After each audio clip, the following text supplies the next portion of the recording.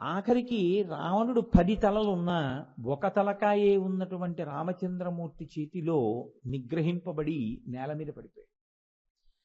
ఇలా పడిపోవడానికి కారణం ఏమిటి? చేసినటువంటి ఒకే ఒక్క తప్పు, మహాపతివ్రతని తీసుకొచ్చాడు.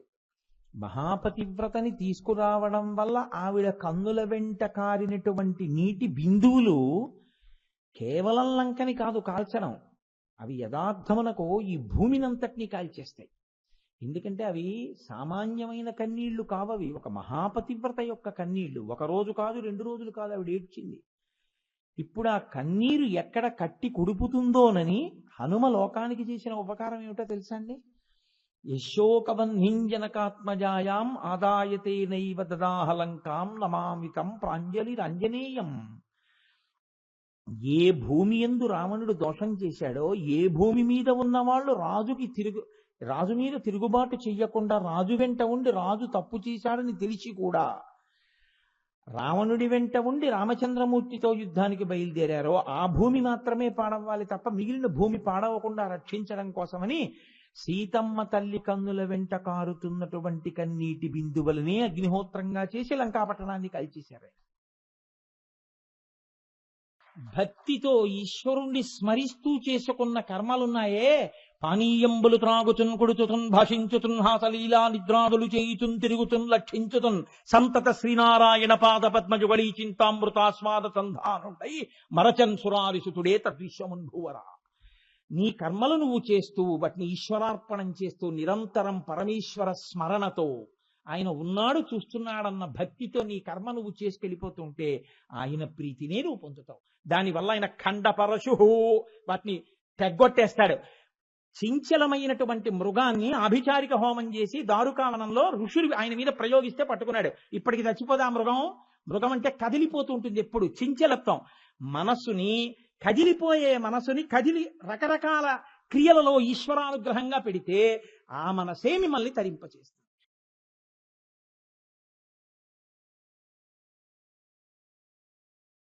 సాధారణంగా ఆయుధంగా మంచం కోడు పట్టుకోవడం అనేటటువంటిది మీకు కనపడదు, కానీ ఒక్క శివస్వరూపమే మంచం కోడు పట్టుకుంటుంది తప్పించి ఇంకెవరు మంచం కోడు పట్టుకున్నట్లుగా మనకి పెద్ద ప్రచారంలో స్తోత్రాల్లో కనపడదు. ఆయనకొక్కడికే ఖట్వాంగి అని పేరు. ఇలా ఆయన పట్టుకోవడం వెనక ఒక రహస్యం ఉంది. ఆయన ప్రాయశ్చిత్తం కోసం అలా పట్టుకున్నారు. కపాలి ఆ నామం కూడా దీనితో అనుసంధానం అయిపోతుంది.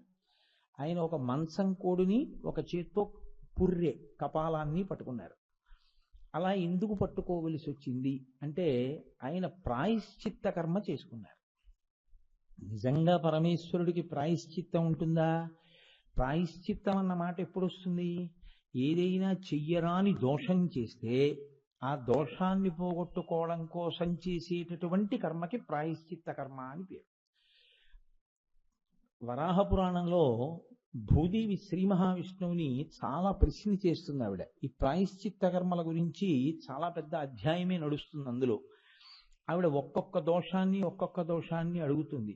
శవాన్ని ముట్టుకుని స్నానం చేయకుండా వెళ్ళిపోతే, దేవాలయంలోకి ప్రవేశిస్తే ఏ దోషం వస్తుంది అని అడుగుతుంది. అప్పుడు ఆయన చాలా భయంకరమైనటువంటి దోషాన్ని చెప్తాడు.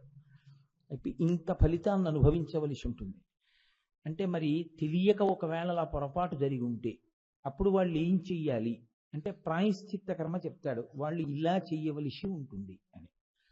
ఇందులో ప్రాయశ్చిత్త కర్మ అనేటటువంటిది చేసుకోవలసినటువంటి అవసరం అసలు మనుష్యుడు ప్రయత్నించకూడదు. ఈశ్వరుడు ఎందుకు చేశాడు అన్నదాన్ని మీకు నేను ముందు చెప్పి తర్వాత ప్రాయశ్చిత్త కర్మ గురించి చెప్తే మీరు బాగా పట్టుకోగలుగుతారు. బ్రహ్మదేవుడికి 5 తలలు ఉండేవి ఒకప్పుడు. లోకములకు పాఠం చెప్పాలి అని అనుకుని ఉండుంటారు త్రిమూర్తులు. అందుకని చతుర్ముఖ బ్రహ్మగారిలో 5వ తలకాయ ఒకసారి ఏం చేసిందంటే పరమశివుణ్ణి అధిక్షేపించి పలికింది. ఎందుచేత అంటే ఆయనకి 5 ముఖములు, ఈయనకి 5 ముఖములు. ఆయనకి సద్యోజాత అఘోర తత్పురుష వామదేవ ఈశానములు, ఈయనకి 5 ముఖములు. ఏమిటి తేడా నీకు నాకు? ఇద్దరం సమానం, ఇద్దరికి 5 తలకాయలు ఉన్నాయి. సుగ్రీవుడు శ్రీరామాయణంలో రామచంద్రమూర్తిని నువ్వు రాజ్యభ్రష్టుడివి, నేను రాజ్యభ్రష్టుడిని, మీ ఆవిడ్ని రావణాసురుడు ఎత్తుకుపోయాడు, మా ఆవిడ్ని వాళ్ళు ఎత్తుకుపోయాడు, నువ్వు అడవిలు పట్టు తిరుగుతున్నావు, నేను అడవిలు పట్టు తిరుగుతున్నావు, మన ఇద్దరికీ పెద్ద తేడా ఏముంది రా, ఇద్దరం ఓ కొమ్మ మీదే కూర్చుందామని కూర్చున్నట్టు ఉంటుంది. కాబట్టి అలా అయితే మాత్రం రాముడు రాముడే, సుగ్రీవుడు సుగ్రీవుడే. కాబట్టి బ్రహ్మగారు 5వ తలతో పరమేశ్వరుణ్ణి అధిక్షేపించాడు. 5వ తలని తుంచేశాడు ఆయన. నకేభ్య సంత్రసన్ ప్రథమమథనాదంధకరిపోహో అంటారు శంకరాచార్యులు వారి సౌందర్యలహరిలో. ఆ 5వ తలకై తుంచేయడానికి ఆయన ఏం పెద్ద అలజడి పడిపోవడమో, పెద్ద ఆందోళన చెందిపోవడమో, దానికి పెద్ద అట్టహాసం చేయడమో ఏం చేయలేదు ఆయన. ఆయన కేవలంగా ఇలా ఒక చిగురు, ఒక మొగ్గ గిల్లినట్టు గిల్లేశాడు 5వ తలకై బ్రహ్మగారు. అలా గిల్లేస్తే ఆ గిల్లినప్పుడు వీరభద్రావతారంగా గిల్లేడే. ఎంత పరమేశ్వరుడు శక్తివంతుడైనా పరమేశ్వరుడు చేసేటటువంటి కర్మ బంధనములకు సంబంధించినది కానీ, విడుదలకి సంబంధించినది కానీ, ఆయనని అనుభవింపచేసేది కానీ అయి ఉండదు. ఎందుకని ఉండదు అంటే ఒక్కటే కారణం. మీరు చూడండి, ఒక వ్యక్తి ఇంకొక వ్యక్తిని బ్లేడుతో కోశాడు అనుకోండి, అది చాలా ఘోరమైన అన్యాయమైన నేరం కదా. ఎవరు కోశారో ఆయన శిక్షార్హుడు. ఒక డాక్టర్ గారు కత్తే పట్టుకుని ఛాతీ కోసి, గుండెకాయ కోసి, ఆపరేషన్ చేసి కుట్టేశాడు అనుకోండి, ఆయన మీద అలా కేసు పెడతారా? ఆయన ఉపకార బుద్ధితో చేస్తాడు. అలా చేయడానికి ఆయనకు అర్హత ఉంది కాబట్టి ఆయనని బంధించరు. ఆయన అలా కోసినా చేసినా ఆయన్నేం అనరు. అలా పరమేశ్వరుడు చేసేటటువంటి కర్మలు కూడా లోకమునకు పాఠం నేర్పడం కోసం, లోకమును నిర్వహించడం కోసం చేసేటటువంటి కర్మలు కనుక ఆ కర్మలు ఆయనని బంధించడం కానీ, ఆయనకి ఫలితాలు ఇవ్వడం కానీ అలా ఏం ఉండవు. కానీ పరమేశ్వరుడు లోకమునకు ఒక గొప్ప మార్గదర్శకత్వం వహించాలనుకున్నాడు. అందుకని ఆయన ప్రాయశ్చిత్త కర్మ అని ఒకదాన్ని స్వీకరించాడు. కొన్ని చెయ్యడం చాలా తేలిక, ఇట్టే చేసి ఇచ్చా పనులు, కానీ దాని వలన వచ్చేటటువంటి ఫలితం మాత్రం దారుణంగా ఉంటుంది. మీరు చూడండి, శ్రీరామాయణంలో సీతమ్మను అపహరించి తీసుకొచ్చాడు. అపహరించి తీసుకొచ్చి అశోకవనంలో ఉంచాడు. ప్రతిరోజు వెళ్ళి ఆవిడితో మాట్లాడకూడని మాటలన్నీ మాట్లాడాడు. మాట్లాడిన దానికి ఫలితం ఏమైంది? ఆయన కళ్ళ ముందు ఆయన తమ్ముళ్ళందరూ మరణించారు. విభీషణుడు వెళ్ళిపోయాడు విడిచిపెట్టి. కడుపున పుట్టినటువంటి కొడుకులు వెళ్ళిపోయారు. సైన్యం వెళ్ళిపోయింది. లంక కాలిపోయింది. భార్య నిందించింది. ఎవ్వరూ లేరు. ఒక్కడే యుద్ధ భూమికి వెళ్ళాడు. ఆ యుద్ధ భూమిలో ఆ ఒక్కడు ఎప్పుడు చచ్చిపోతాడా అని దేవతలు, ఋషులు అందరూ ఆకాశంలో నించున్నారు.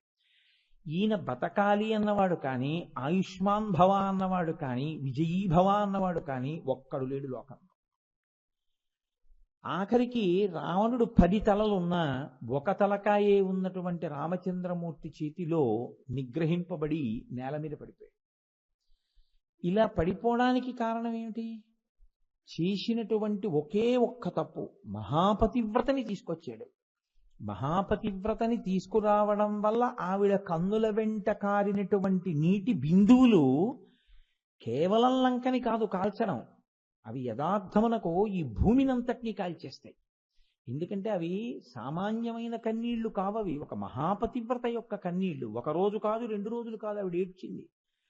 ఇప్పుడు ఆ కన్నీరు ఎక్కడ కట్టి కుడుపుతుందోనని హనుమ లోకానికి చేసిన ఉపకారం ఏమిటో తెలుసా అండి?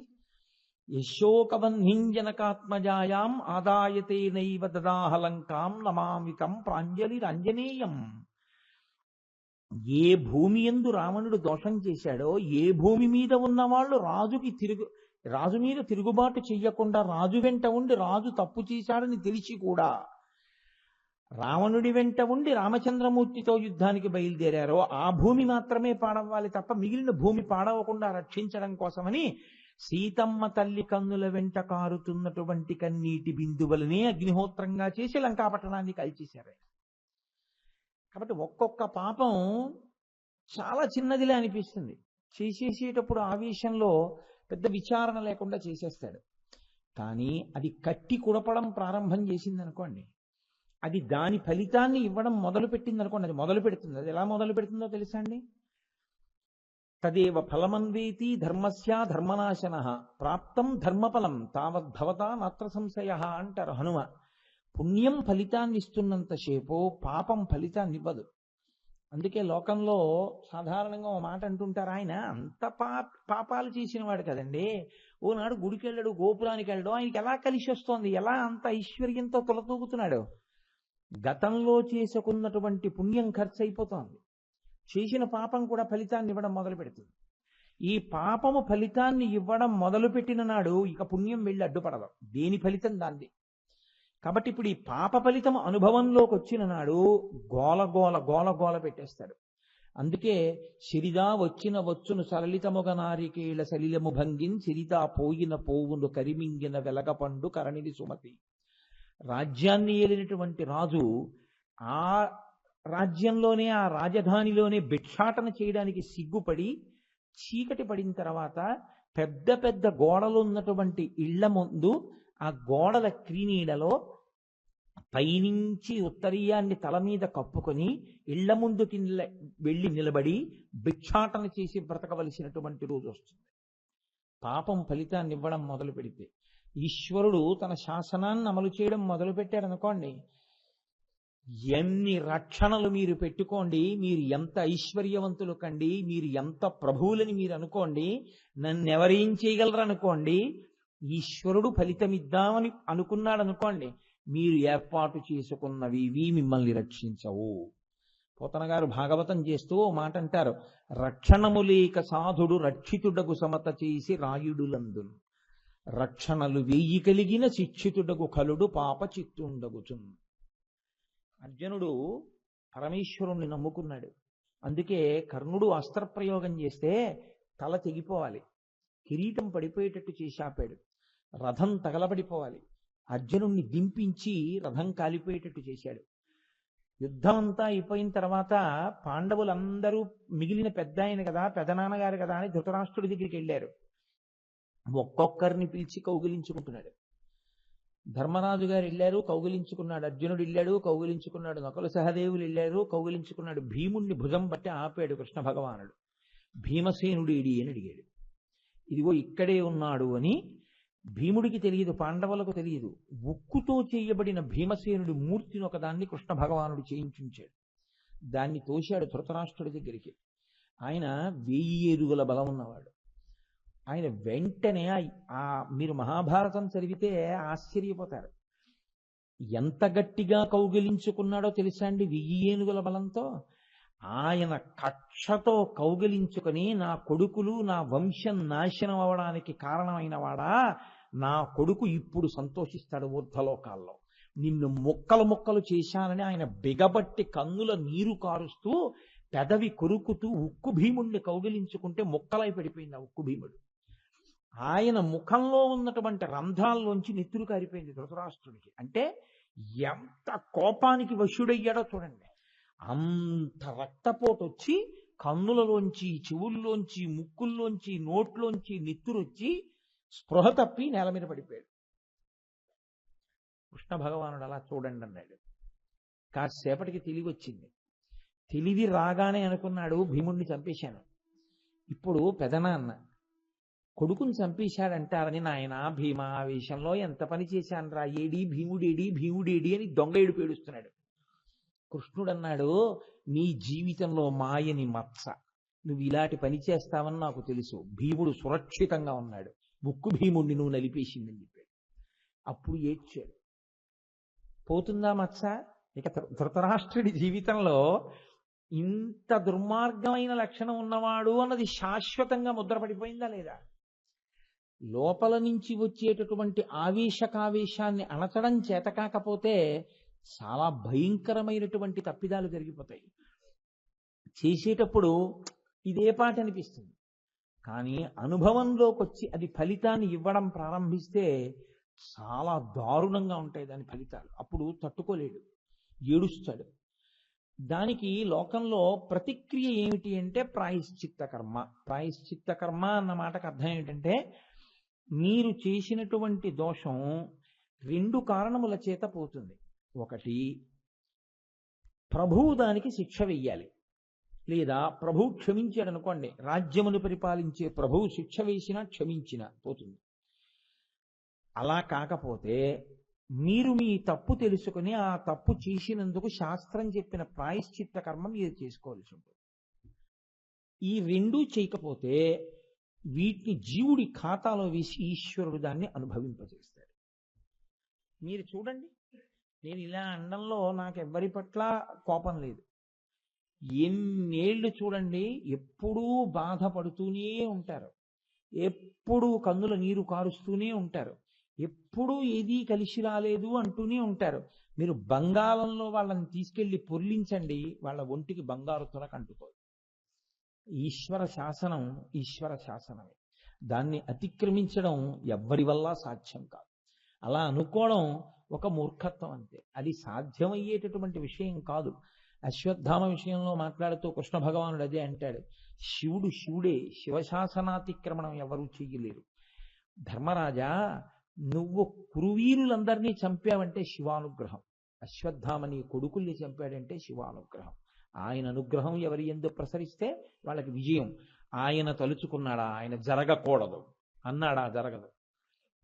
ఆయన నీవు చేసిన తప్పు ఉంది అనుభవించు అన్నాడా, అప్పుడు బాధపడతావు. జీవుడు చేసుకున్న పాపం జీవుడు అనుభవించాలి. అసలు శాస్త్రంలో పెద్ద రహస్యం ఏమిటో తెలుసా అండి? ఇది ఎందుకు ఇస్తారంటే పాపపుణ్యాలను అనుభవించడానికే దీన్ని ఇస్తారు. ఇది లేకపోతే ఎలా అనుభవిస్తారు?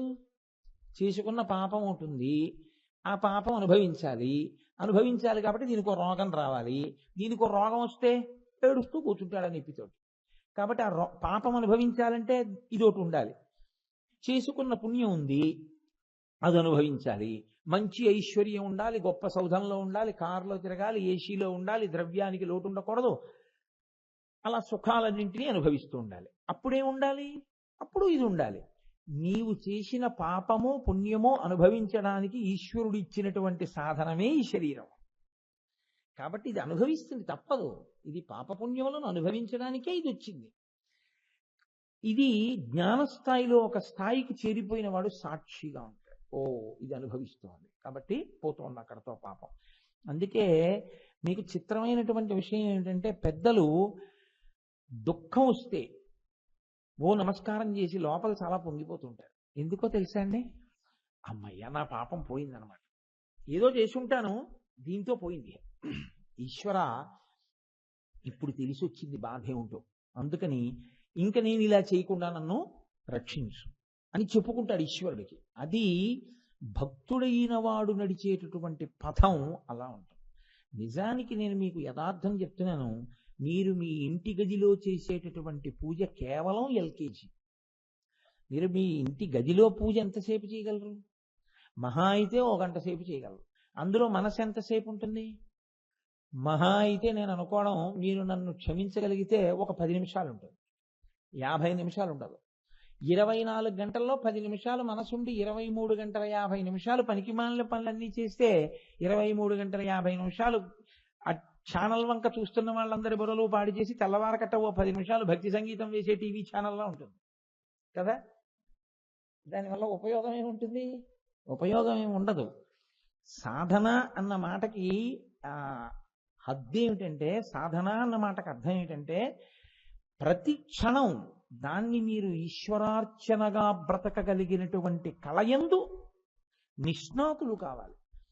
అటువంటి వారికి ఈ ప్రపంచమే పూజామందిరం. వాళ్ళకి వేరొక పూజామందిరం, ఇంట్లో 4 గోడల పూజామందిరాలు ఉండవు. అందుకని పరమేశ్వరుడు దీన్ని చెప్పాలనుకున్నాడు. ఇప్పుడు చతుర్ముఖ బ్రహ్మగారిగా ఉండిపోయాడు ఆయన. 5వ తలకై గిల్లేశాడు. నిజమునకు పరమేశ్వరునకు పాపము పుణ్యము పడవు ఆయన ఖాతాలో. అయినా ఆయన ఈ పాపం చేసి ఉన్నాను, నేను బ్రహ్మగారి 5వ తలకై గిల్లేశాను కాబట్టి బ్రహ్మహత్యాపాతకం అనేటటువంటిది ఒకటి ఉంది. ఇప్పుడు పరమశివుడు దాన్ని అనుభవించలేదు, మేమైతే మాత్రం ఏమవుతుంది అని అడిగే అవకాశం ఉంటుంది. కాబట్టి ఆయన ఏం చేశాడంటే దానికి ప్రాయశ్చిత్త కర్మ చేసుకున్నాడు. ఏమిటా ప్రాయశ్చిత్త కర్మ అంటే, ఒక చేతిలో పుర్రె పట్టుకోవాలి, ఒక చేతిలో ఖట్వాంగం పట్టుకోవాలంటే మంచం కోడు పట్టుకోవాలి. 12 సంవత్సరముల పాటు కూర్చోకూడదు, పడుకోకూడదు, నిలబడే ఉండాలి. 12 సంవత్సరములు మళ్ళీ కూర్చోవడమో పడుకోవడమో చేశారనుకోండి, మళ్ళీ ప్రాయశ్చిత్త కర్మ కూడా పోతుంది. మళ్ళీ ప్రాయశ్చిత్త కర్మని పాడి చేసినందుకు ప్రాయశ్చిత్తం వస్తుంది. 12 సంవత్సరములు కేవలం నిలబడి ఎన్నడూ అన్నం భార్య వండిందో ఇంకోళ్ళు వండిందో తినడానికి వీల్లేదు. కపాలం పట్టుకుని భిక్షాటన చేసి, అది కూడా ఇంటి ముందు చెప్తూ ఉండాలి, నేను ఈ దోషం చేసిన వాడను అని. అప్పుడు తీసుకొచ్చి అందులో భిక్షాన్నం పడేస్తే పుర్రెలో పడినటువంటి అన్నాన్నే తినాలి తప్ప ఏ గిన్నెలోనో కుండ పెంకులోనో వేసిన అన్నం తినకూడదు. అంటే మీరు ఆలోచించండి, ఒక పుర్రె తీసుకొచ్చి అసలు ఇంట్లో పెట్టుకోవడం, అది పట్టుకుని వీధుల్లోకి వెళ్ళడం, ఆ పుర్రెలోకి అన్నం వేస్తే ఆ పుర్రెలో వేసినటువంటి అన్నాన్ని కూర్చోకుండా పడుకోకుండా 12 సంవత్సరములు నిలబడే ఉండడం, వీధిలో భిక్షాన్నం తింటూ ఉండడం. మంచం కోడు విచిత్రం ఏమిటో తెలుసా అండి? మన ఇంట్లోనే ఉన్నా, మీ అన్న మాట ఎందుకనాలి, నేను కూడా మీలో అంతర్భాగం, మన ఇంట్లోనే ఉన్నా మంచము దూష్యము. మంచం మీద శరీర త్యాగాన్ని కూడా శాస్త్రం అంగీకరించదు. నేను పెద్దాపురంలో ఉండే రోజుల్లో ఒక మహాత్ముడు పెద్దాపురం ఉపన్యాసాలు చెప్పడానికి వచ్చి ఆయన అకస్మాత్తుగా అనారోగ్యం పాలయ్యారు. ఆయనకి బాగా జ్వరం వచ్చింది. పాప ఆయన కుటుంబ సభ్యులు పక్కన లేరు. ఆయన దేవాలయం సత్రంలో ఉంటే ఆయనకి ఇబ్బంది కలుగుతుందని, నేను మా ఇంటికి వచ్చి విశ్రాంతి తీసుకోండి, మా ఇంట్లో ఉండండి, మేము మీకు ఉపచారం చేస్తాం, జ్వరం తగ్గుతుంది అంటే వారు పెద్ద మనసుతో ఆతిథ్యాన్ని స్వీకరించడానికి మా ఇంటికి వచ్చారు. ఆ జ్వరంతో ఆయన మా ఇంటికి వచ్చినప్పుడు జ్వరంతో వణికిపోతున్నారు, ఊగిపోతున్నారు, 104 జ్వరంతో. నేను తీసుకొచ్చి మంచం మీద పడుకోబెట్టి డాక్టర్ గారిని పిలిస్తే వచ్చారు, టాబ్లెట్లు రాశారు, వెళ్ళి టాబ్లెట్లు పట్టుకొచ్చాను. ఆ టాబ్లెట్ వేసుకోండి అని చెప్పి నేను ఆ టాబ్లెట్ అందులోంచి స్ట్రిప్లోంచి విప్పి మంచినీళ్ళు చేతితో పట్టుకుని ఇచ్చాను. ఇస్తే ఆయన 104 జ్వరంతో అన్నారు, వద్దు వద్దు వద్దు వద్దు వెయ్యకండి కోటేశ్వరరావు అన్నారు. ఏమన్నాను, ఆగండి అని ఆయన మంచం నుంచి దిగిపోయి, ఓ చిన్నది ఏదైనా వెయ్యండి, ఓ బట్ట ముక్క అని చెప్పి ఓ బట్ట ముక్క వేసుకుని నేల మీద కూర్చుని ఉమామహేశ్వరార్పణమస్తు అని టాబ్లెట్ వేసుకున్నాడు. నేను తెల్లబోయిన 104 జ్వరం, మంచం మీద పడుకున్నారు, ఒళ్ళు తెలియట్లేదు, టాబ్లెట్ వేసుకోవడానికి మంచం మీద ఏమండి అన్నాను నేను. అంటే ఆయన అన్నారు, నా స్పృహ పోతే ఏమో, ధర్మము ధర్మమే, ఉపన్యాసాలు చెప్పడానికి కాదు కోటేశ్వరారు, మంచం మీద పడుకుని నోట్లో ఏమీ వేసుకోకూడదు, అది టాబ్లెట్ అయినా కూడా. నాకు స్పృహ ఉందిగా, ఒక్క క్షణం నేల మీద కూర్చుని ఒళ్ళు కుదిపేస్తే కుదిపేసింది, మళ్ళీ వెళ్ళి పడుకోగలనుగా, మంచం మీద పడుకుని ఎలా వేసుకుంటానండి, వద్దన్నాను. అంతకన్నా నేను ఇప్పుడు ఆయనతో ఇంకో ఉపన్యాసం చెప్పించకూడదుగా. ఆయన కింద కూర్చుని టాబ్లెట్ వేసుకుని పడుకున్నారు, ఆయన మంచం మీద అప్పుడు కూడా ఎప్పుడు ఏమీ తీసుకునేవారు కాదు. అందుకే మన వాళ్ళు శాస్త్రంలో మంచము దూష్యము, తమోగుణ ప్రధానమై నిద్రపోతాం కాబట్టి, రజోగుణ ప్రధానమై దాని మీద భోగం అనుభవిస్తాం కాబట్టి, దాని మీద ఏ పవిత్రమైన వస్తువుని కూడా మంచం మీద పెట్టరు. దాని పవిత్రత పాడవుతుందని పువ్వులు తీసుకెళ్లి మంచం మీద ఎట్టడం, కొత్త బట్టలు తీసుకెళ్లి మంచం మీద ఎట్టడం, గాజులు తీసుకెళ్లి మంచం మీద ఎట్టడం, బీరువాలో నగలు తీసి మంచం మీద పెట్టడం, అందులో ప్రత్యేకించి చెవి కుండలములు లాంటివి, మంగళప్రదమైన వస్తువులైన గాజులు లాంటివి, పసుపు కుంకాలు, పువ్వులు, కొత్త బట్టలు ఇలాంటివి పట్టుకెళ్ళి మంచం మీద పెట్టారనుకోండి, అది పసుపు పెడతారు, అది ఇంటి లక్ష్మిని, ఇంటి పరాదేవతను అవమానం చేసినట్టే. మంచం మీద పెట్టి మీరు మళ్ళీ ఈశ్వరుడికి ఎలా పట్టుకెడతారు? మంచము దూష్యము, దాని మీద శరీర త్యాగమే లేదు సనాతన ధర్మంలో. ఇక ఊపిరి అయిపోతుందంటే, అయ్యో మంచం మీద పోతాడో ఏమిటో కిందకి దింపేయండి అంటారు, అని మంచం నుంచి దింపేసో చాపేసి పడుకోబెట్టేస్తారు. శరీర త్యాగమే అంగీకరింపబడినటువంటి వస్తువు ఇంటి మొత్తం మీద మంచం ఒక్కటే. శాస్త్రము శాస్త్రమే. బ్రహ్మజ్ఞాని అయిపోతే వేరు, అప్పుడు మంచంలోనూ కుంచంలోనూ ఈశ్వరుడే. నువ్వు సాధకుడిగా ఇంకా ఉన్నప్పుడు మంచమనకో అంతే, దాని లక్షణం దాందే అంతే. కాబట్టి ఇప్పుడు అటువంటి మంచం కోడు చేత్తో పట్టుకు తిరుగుతున్నాడంటే, అందుకే మన వాళ్ళు కొన్ని తప్పులు ఎంత భయంకరమో చెప్తారు. పరస్త్రీ సంగ దోషైన బహవో మరణంగతాహ అంటుంది భవిష్యోత్తర పురాణంలో కుంతల. పెళ్ళైన వాడు తన యందు భార్య మనసు పెట్టుకుని ఉండగా, ఆమె ఆరోగ్యంతో ఉండగా, అంటే నా ఉద్దేశ్యం ఆమె అనారోగ్యంతో ఉన్నప్పుడు పురుషుడికి అధికారం ఉందని కాదు, ఆమె తన యందే మనసు పెట్టుకుని ఉండగా, తనతో జీవితమును గడపడానికి ఆవిడ ఎంతో సంతోషంతో ఉండగా, పరస్త్రీ యందు మనసు పెట్టుకున్నటువంటి పురుషుడికి ప్రాయశ్చిత్త కర్మ ఏమిటో తెలుసా అండి? చచ్చిపోకుండా ఉండాలంటే, అపమృత్యు దోషం రాకుండా ఉండాలంటే, భిక్షాపాత్ర చేత్తో పట్టుకుని వెళ్ళిన ఇంటికి వెళ్లకుండా కొన్ని సంవత్సరముల పాటు ఇళ్ల ముందు నిలబడి ప్రతి ఇంటి ముందు చెప్పాలి, అమ్మా నా ఒంట్లో ఓపికండి, ఒళ్ళు మదించి ఇంట్లో నా యందు అనురక్త అయిన భార్య ఉండగా ఊళ్ళో ఉన్నటువంటి ఆడవాళ్ళని చూడకూడని చూపు చూసి ఒక స్త్రీని నేను అనుభవించాను. తద్దోష పరిహారార్థం కులస్త్రీవైనటువంటి నువ్వు వండినటువంటి అన్నాన్ని ఈ పాత్రలో వెయ్యమ్మా అని అడిగి వెళ్ళిన వీధికి వెళ్లకుండా వీధుల వెంట తిరుగుతూ ప్రతిరోజు భోజనం చేయాలి. తప్పు చేసేయడం ఎంతోసేపు పట్టదు. ప్రాయశ్చిత్తం చేసుకోకపోతే ఏమండి అంటారేమో, అనుభవంలోకి వచ్చినప్పుడు మరీ దారుణంగా ఉంటుంది, చాలా దారుణంగా ఉంటుంది. కాబట్టి తొందరపడి చేస్తావేమో, ఎంత భయంకరంగా ఉంటుందో తెలుసా? దాని ప్రాయశ్చిత్తమైన పాపమును అనుభవించడమైన. ప్రాయశ్చిత్తం చెప్తేనే ఇంత భయపడుతున్నావే, అది అనుభవంలోకి వచ్చాడా రావడం చెప్తే నేను చెప్పలేను. ఎందుకు చెప్పలేనో తెలుసా అండి? ఒక పవిత్రమైన మంగళప్రదమైన సభలో నేను అటువంటి విషయాల గురించి ప్రస్తావన చేయడం నాకు ఇష్టం లేదు. కాబట్టి అసలు అటువంటి పాపము ఎవరి యందు ఉండకుండుగాక. అందుకే ప్రాయశ్చిత్త కర్మ చేసుకుంటాననే రోజు ఎవరూ తెచ్చుకోకూడదు. అసలు ప్రాయశ్చిత్త కర్మ అనేటటువంటిది చదువుకోవలసిన రోజు, ప్రాయశ్చిత్త కర్మ ఏమిటండి అని తెలుసుకోవలసిన రోజు ఎవరి జీవితంలో రాకూడదు. ఎందుకంటే మనుష్యులం కనుక, ఈశ్వరుడు బుద్ధినిచ్చాడు కాబట్టి చెయ్యకూడదు. అయితే అసలు మరి ప్రాయశ్చిత్త కర్మ అన్నది ఎందుకు వచ్చిందండి శాస్త్రంలో అని మీరు నన్ను అడగచ్చు. ప్రాయశ్చిత్త కర్మ రావడానికి కారణం ఎందుకు వచ్చిందో తెలుసండి? శరీరావయవముల దోషం ఏమీ ఉండదు. దోషం అంతా ఎవరిదంటే మనసుది. ఈశ్వరుడు 2 విభాగాలు కింద మారుస్తాడు. వేదంలో కర్మకాండ అంతా కూడా 2 భాగములవుతుంది. ఒకటి విహిత కర్మ, రెండవది నిషిద్ధ కర్మ. విహిత కర్మ చెయ్యడం మంచిది, ఈశ్వరుడికి దగ్గరవుతాం. విహిత కర్మ చెయ్యకపోవడం దోషం, ఈశ్వరుడి యొక్క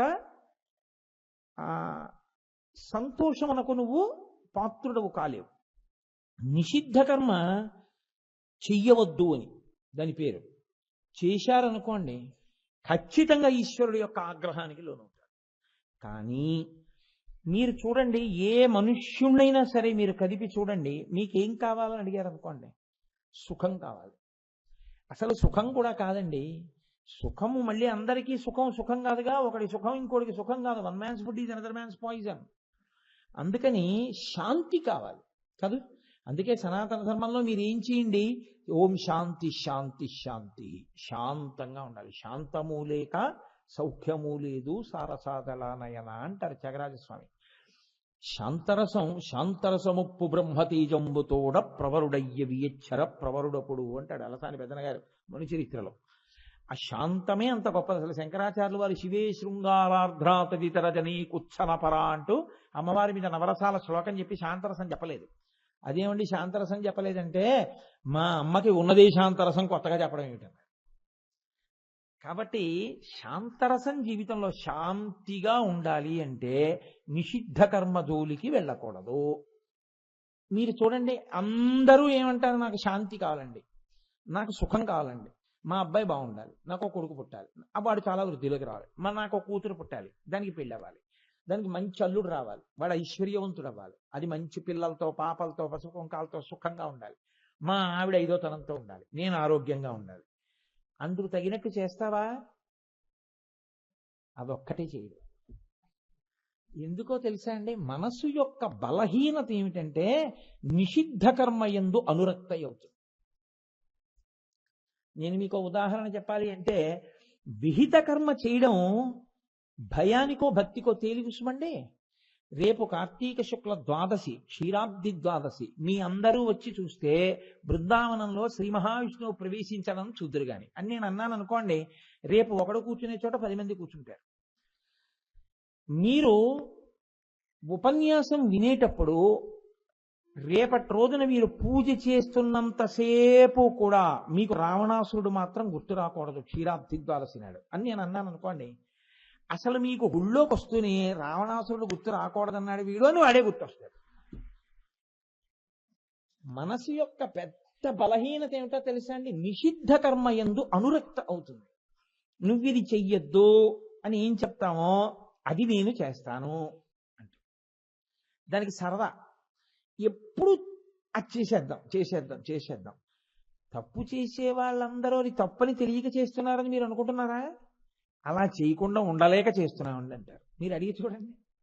అంటే నిషిద్ధ కర్మను పరిత్యజించుట యందు అధ్యవసాయము లేకుండుట అంటే మనసుకి పూనిక లేదు. సరే బాగుందయ్యా, కానీ నువ్వు నిషిద్ధ కర్మ చేయడానికి ఒక్క మాట చెప్పి చేసేస్తున్నావు, నేను అది చేయకుండా ఉండలేనండి. మరి అనుభవంలోకి వస్తే ఈశ్వరుడు వద్దన్న పని చేశావు, నువ్వు వద్దన్న పని మీ అబ్బాయి చేస్తే నువ్వు ఊరుకుంటావా? మరి ఈశ్వరుడు వద్దన్న పనే నువ్వు చేస్తున్నావు, ఈశ్వరుడు చేయమన్న పని చేసిన దాఖలా లేదు. ఇప్పుడు నీకు సుఖం ఎందుకు ఇస్తాడు? దుఃఖం ఇవ్వాలిగా ఆయన. మరి అప్పుడు ఈశ్వరుని తిట్టడం ఎందుకు? దిద్దుకోబడవలసింది నువ్వా ఈశ్వరుడా? ఆయన నిన్నే సుఖం అనుభవించవద్దన్నాడా, ఇవ్వనన్నాడా, సంతోషంగా ఉండద్దన్నాడా? ఆయన ఏం చేయనన్నాడు? ఆయన అన్నీ ఇస్తా అన్నాడు, నీ చెప్పినట్టు ఉండన్నాడు. అదొక్కటే నాకు కుదరదన్నావు, ఆయన ఎలా ఇస్తాడు? ఇది నిషిద్ధ కర్మ పరిత్యాగమునందు అధ్యవసాయము లేకుండుట, పూనిక లేదు. ఇది కట్టి కుడిపేస్తుంది, ఇది ప్రమాదాన్ని తీసుకొస్తుంది. అందుకే గురువుగారు దీక్ష ఇచ్చేటప్పుడు విహిత కర్మ గురించి చెప్పవలసిన అవసరం తక్కువగా ఉంటుంది. ఎందుకో తెలుసా అండి? దీక్ష గురువుగారు ఇస్తే గురువుగారితో తిప్పేసుకుంటాడు గురువుగారు. గురువుగారి వెంట ఉంటారు శిష్యులు.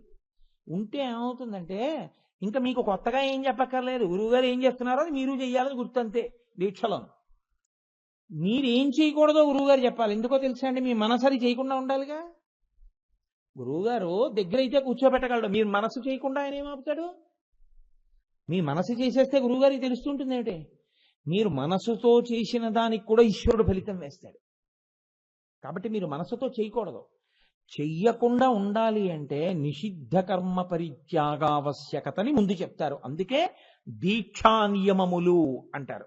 దీక్షా నియమములు ఏమై ఉంటాయో తెలుసా అండి? ఇలా చెయ్యి అంటే అలా చెయ్యకుండా ఉండు అన్నది అందులో పెద్ద హెచ్చరిక.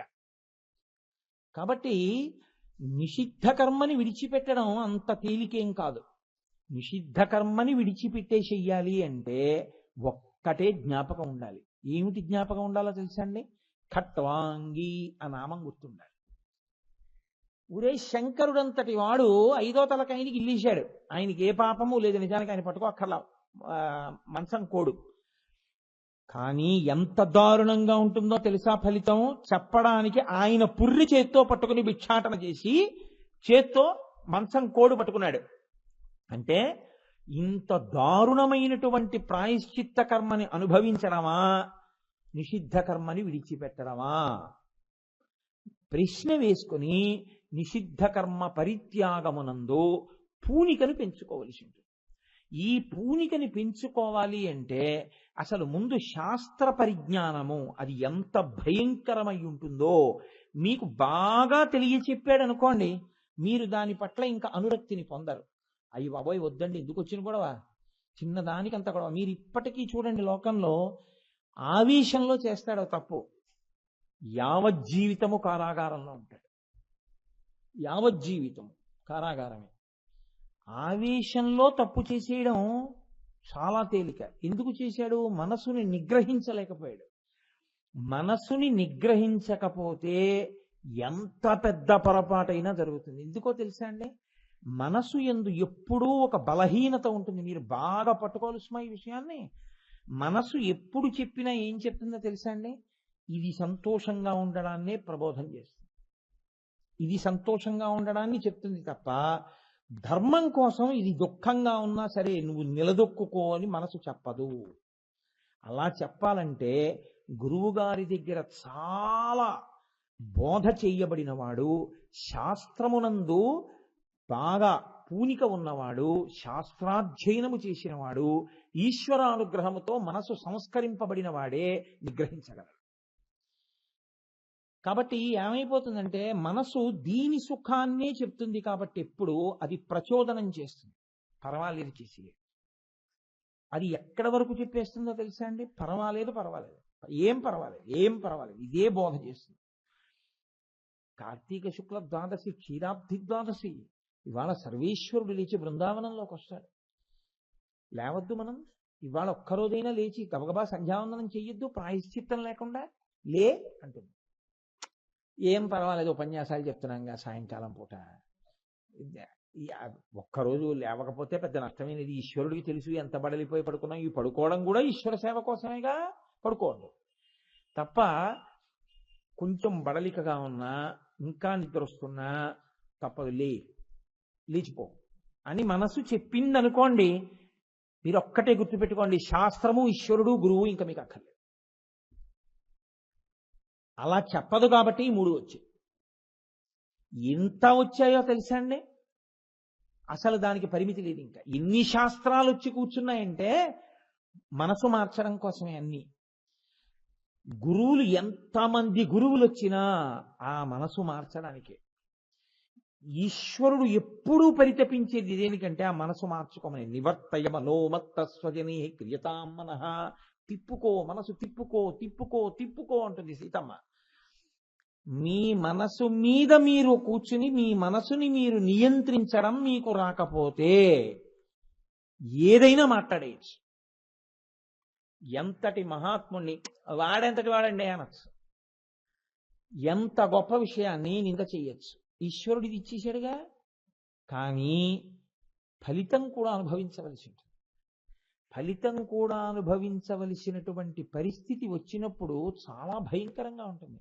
నేను అన్నానని కాదు, మీరు గమనించండి. నేను ఇవాళ అది ఆ పాటి స్పృశించకపోతే నేను నిషిద్ధ కర్మ పరిత్యాగం వైపుకి బాగా ఊంచలేను. కొన్ని దొరికాయనుకోండి, ఇతరముల వైపుకి కొట్టరు. తోక వైపుకో నడుం వైపుకో కన్నా ముఖాన్ని పచ్చడైపోయేట్టు కొట్టేస్తాడు. ముఖం పచ్చడైపోయేటట్టు కొట్టేసిన తర్వాత తోక కదిలితే ఇప్పుడు ఇది చచ్చిపోయిందని కర్రతో ఎత్తుతారు. అంత పచ్చడైపోయేటట్టు ముఖాన్నే కొట్టేయడం ఎందుకు వచ్చింది? నోటితో చేసినటువంటి ఆ మాటలు, అన్న మాటలు. దోషం అనుభవంలోకి వస్తే చాలా బాధపడిపోతావు. కించిత్ సుఖం అయిపోతుంది. ప్రాయశ్చిత్త కర్మ చెయ్యలేవు. ఎందుకో తెలుసా? 10 మందిలో నువ్వు గౌరవనీయుడిగా నిలబడాలని ఒక కోరిక. కాబట్టి నువ్వు చాలా మంచివాళ్ళే ఉండాలి. కాబట్టి అసలు నేను ఈ తప్పు చేశానని ఈశ్వరుడి దగ్గరే చెప్పవు త్రికరణ శుద్ధిగా. ఇంకా నువ్వు లోకంలోకి వచ్చేం ప్రాయశ్చిత్త కర్మ చేసుకుంటావు? ఎవరిని అడుగుతావు? ఏ బ్రహ్మగారిని అడుగుతావు? నేను ఈ తప్పు చేశానంటే ప్రాయశ్చిత్త కర్మ చేయించండి అని అందరినీ భోజనాన్ని పిలిచి నువ్వు ప్రాయశ్చిత్త కర్మ చేస్తావా? ఏదో కావాలంటే కైలాస గౌరు నోము చేస్తావు, సత్యనారాయణ వ్రతం చేస్తావు, నలుగురిని భోజనాన్ని పిలుస్తావు. నేను ఈ పాపిష్టి పని చేశానంటే ప్రాయశ్చిత్త కర్మ చేసుకుంటున్నాను, మీరు వచ్చి భోజనం చేయండి అంటే వాడు ఇప్పుడు కాదు ఎప్పుడు రాడు. ఈ కొడుక్కి పిల్లలు కూడా ఇవ్వడు కాదు. కాబట్టి పైకి చెప్పలేవు, ప్రాయశ్చిత్త కర్మ చేయలేవు. ఆ పాపం వెళ్ళి ఎక్కడ కూర్చుండిపోయింది? జీవుడి ఖాతాలో పడిపోయింది. అడి కట్టి కుడిపేస్తుంది. దీంతో అనుభవించిన సుఖం 5 నిమిషాలు 10 నిమిషాల తర్వాత పోయింది. ఆ కోపం ఏదో చేయకూడని పాపం చేసేసి ఆ కోపం పోయింది. లేకపోతే కోరుకున్న సుఖం దీంతో అనుభవించేసిపోయింది. ఈశ్వరుడికి నైవేద్యం పెట్టడానికి ఎడుతోంది పులిహార. అర్చక స్వామి అక్కడ పెట్టి లోపలికి వెళ్ళారు. ఏమైంది లేని తీసి నోట్లో వేసుకున్నావు. ఉచ్ఛిష్టం ఈశ్వర నైవేద్యానికి వెళ్ళింది. ఫలితం ఉంటుందా? ఉంటుంది. కాబట్టి తొందరపడకు సుమా. నీ మనసు మీద నువ్వు నిగ్రహాన్ని, నీ మనసు మీద నువ్వు నియంత్రణని అలవాటు చేసుకో. లోకములన్నీయున్ గెలిచినాడవు, ఇంద్రియానీకము చిత్తమున్ గెలువనేరవు. నిన్ను నిబద్ధు చేయు భీషణ శత్రులార్వుల ప్రభిన్నుల చేసిన ప్రాణికోటిలో నీకు విరోధి లేడొకడు, నిర్పున చూడుము ధనవీశ్వర అంటాడు ప్రహ్లాదుడు. నానా జాగ్రత్తగా ఆలోచించు. ఏడు అందరినీ గెలిచానంటావు. ఇక్కడ గెలిచావా చెప్పు. ఇక్కడ గెలిస్తే శత్రువు లేడు. పోన్లే అమాయకత్వం ఏదో అంటాడు. వృద్ధిలోకి రావాలి, ఈశ్వరుడు అనుగ్రహించాలి, ఆయనే తెలుసుకుంటాడు అని విడిచిపెట్టేస్తావు. ఆ విడిచిపెట్టగలిగిన మనస్తత్వం ఎందుకు లేకపోయింది? లోపల ఇంకా నువ్వు గెలవలేదు కాబట్టి. విశ్వామిత్రుడికి ఎన్నేళ్లు పట్టిందండి? ఏం మాట గెలవడం అంటే. అంత తేలికేం కాదు. ఇన్ని ఉపన్యాసాలు చెప్పాడు కదా అని కోటేశ్వరరావు గెలిచేశాడని మీరు అనుకుంటున్నారా? నేనేమి గెలవలేదు. అంత తేలిక కాదు. భ్రమన్ సర్వతీర్థేషు స్నాత్వా స్నాత్వా పునః పునః నిర్మలం న మనోయావత్ తావత్ సర్వం నిరర్థకం. ఎన్ని క్షేత్రాలకెళ్ళినా ఎన్ని తీర్థాలకెళ్ళినా నీకు ఈ ధర్మ సూక్ష్మం తెలియక నీ మనసుని సంస్కరించుకోవడం నీకు చేత కాకపోతే నువ్వు ఎక్కడికెళ్ళినా ఒక్కటే ప్రయోజనం. ఎందుకంటే మనసు శుద్ధి కాలేదు. మనసు శుద్ధి కావడం కోసమే శాస్త్రములన్నీ అంత బిగింపు వేసేస్తాయి. ఇది చెప్పడానికి ఆయన ఖట్వాంగి మంచం యొక్క కోడు పట్టుకున్నాడు. ఇప్పుడు నిజంగా శివాష్టోత్తరంలో రోజు మీరు ప్రదోష వేళలో చదువుకుని ఖట్వాంగి అని చదివి ఆగి, ఈశ్వర ప్రాయశ్చిత్తం చేసుకోవలసిన రోజు నాకు రాకుండుగాక, నీవు నా వంక కోపంగా చూడవలసిన రోజు నాకు రాకుండుగాక, నా మనసు నా చెప్పు చేతలలో ఉండేటట్టుగా నీవే అనుగ్రహించదవు కాక, త్రికరణ శుద్ధిగా నేను ఏ పాపము చెయ్యకుందునుగాక, నాకటువంటి శక్తిని నీవే కృప చెయ్యి. ఆ ఖట్వాంగం పట్టుకున్న నీ చేతి వంక, ఆ మంచం కోడు వంక చూస్తే ఎంత భయంకరంగా ఉంటుందో జీవితం అర్థమవుతోంది. ఎందుకో తెలుసా అండి? పాపం చేసినా అనుభవించాలి, పుణ్యం చేసినా అనుభవించాలి. ఇంద్రియాల అంత తేలికైనవి ఇంకా ఒక్కొక్క ఇంద్రియానికి పడిపోతున్నారు ఒక్కొక్కళ్ళు. కన్ను ఉన్నందుకు పడిపోతుంది ఒక జాతి అంతా. దీపపు పురుగు ఆ దీపాన్ని చూసి తినే వస్తువు అనుకుని దీపపు పురుగులన్నీ పడిపోయి ప్రాణాలు కోల్పోతున్నాయి. చూపు సరిగా లేకపోతే దీపపు పురుగుల జాతే నశించిపోయింది. చెవి, లేడికి పాట అంటే ఇష్టం. వేటగాడు వలపన్ని ఏదో పిచ్చి పాట పాడుతుంటాడు ఎక్కడో కూర్చుని. ఆ పాట కోసం అని లేడి పరిగెత్తుకుంటూ వచ్చి వలలో పడిపోతుంది. పడిపోవడం ఏంటి, దాన్ని పట్టుకుని పెద్ద కర్రోటి పట్టుకొచ్చి మోది కొట్టి చంపేసి దాని చర్మం ఒలిచేసి మాంసం తినేస్తున్నాడు. చెవి వల్ల అదిపోతోంది. నాలుక రసేంద్రియం.